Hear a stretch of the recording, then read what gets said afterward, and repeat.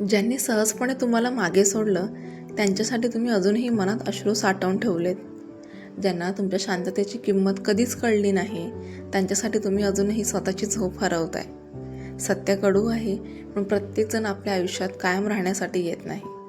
काही लोक फक्त एक धडा देण्यासाठी येतात आणि निघून जातात. एका मुलीची रोज संध्याकाळी एकच सवय झाली होती. स्टेशनवर जाऊन त्या एका बाकावर बसायची, जिथून समोरून येणारी प्रत्येक ट्रेन स्पष्ट दिसायची. लोकांसाठी ती फक्त एक ट्रेन होती, पण तिच्यासाठी ती एक आठवण होती. कारण त्याच ट्रेनने एक दिवस तिच्या आयुष्यातला सर्वात जवळचा माणूस दूर गेला होता. तो जाताना म्हणाला होता, थोडा वेळ दे, सर्व ठीक होईल. त्या एका वाक्यावर तिने किती महिने जगून काढले होते.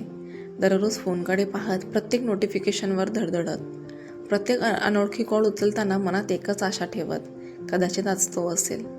सुरुवातीला तिला वाटलं एक दिवस तो परत येईल, एक दिवस एक्सप्लेनेशन देईल, एक दिवस सांगेल की इतका उशीर का झाला. दिवस गेले, महिने गेले, ऋतू बदलले, स्टेशनवरचे चेहरे बदलले, ट्रेनची वेळापत्रक बदलले, पण तिची वाट पाहणं बदललं नाही. ती रोज त्याच बाकावर बसायची आणि प्रत्येक ट्रेन येताना तिच्या डोळ्यात एक छोटासा उजेड यायचा. पण ट्रेन थांबायची, लोक उतरायचे, गर्दी पुढे जायची आणि शेवटी पुन्हा रिकामं स्टेशन उरायचं, जसं तिचं मन. एक दिवस पाऊस खूप जोरात पडत होता. सगळे लोक आडोशाला गेले, पण ती तिथेच बसली होती. तेव्हा तिच्या बाजूला एक वृद्ध महिला येऊन बसली, हातात जुनं छत्री, डोळ्यात शांत अनुभव. महिलेनं विचारलं, बाळा, रोज इथे येतेस? ती हलकसं असल्याने म्हणाली, हो, कोणाची वाट पाहते. महिलेने पुन्हा विचारलं, तो येतो का? मुलीच्या डोळ्यात पाणी आलं. ती म्हणाली, नाही, पण कदाचित उद्या येईल. महिला काही क्षण शांत राहिली, मग हळू आवाजात म्हणाली, मीही कधी काळी इथेच कोणाची वाट पाहिली होती. मुलगी तिच्याकडे वळून पाहू लागली.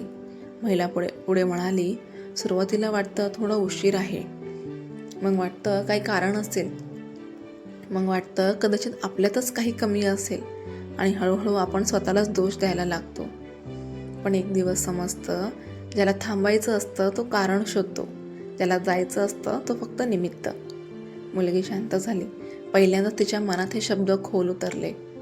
महिला म्हणाली, उत्तर न मिळणं कधीकधी सर्वात स्पष्ट उत्तर असतं. ज्याने तुमच्या अश्रूंना किंमत दिली नाही त्याच्यासाठी स्वतःची वर्ष खर्च करणं म्हणजे स्वतःवर अन्याय करणं आहे. पाऊस थांबला. समोर पुन्हा एक ट्रेन आली, पण त्या दिवशी पहिल्यांदा तिने ट्रेनकडे पाहिलं नाही. ती बाकावरून उठली, खोल श्वास घेतला आणि मागे वळून चालायला सुरुवात केली. कारण तिला समजलं होतं, काही लोक परत येत नाहीत कारण त्यांना यायचंच नसतं, आणि काही नाते तुटतात कारण आपल्याला स्वतःची किंमत कळावी म्हणून. त्या दिवसानंतर ती पुन्हा स्टेशनवर गेली नाही, पण आयुष्याकडे परत चालू लागली. हो, आठवणी अजूनही होत्या, कधीकधी वेदना अजूनही जागे व्हायची, पण आता ती वेदना तिला थांबवत नव्हती. ती तिला मजबूत करत होती. कारण तिला कळलं होतं, रडणं चुकीचं नाही, पण कायम त्याच वेदनेत राहणं चुकीचं आहे. काही लोक निघून जातात फक्त आपल्याला स्वतःवर प्रेम करायला शिकवण्यासाठी. जर आजही तुम्ही कोणाच्या जाण्याने अडकलात तर स्वतःला एक प्रश्न विचारा, ज्याने मला सोडलं त्याच्यासाठी मी स्वतःला अजून किती काळ थांबवणार? आणि एक छोटं पाऊल पुढे टाका, कारण तुमचं आयुष्य अजून संपलेलं नाही, ते अजून तुमची वाट पाहत आहे. तुम्हाला जर ही कथा आवडली असेल तर आपल्या प्रेम हे कथा चॅनलला सबस्क्राईब करा, लाईक करा, कमेंट करा.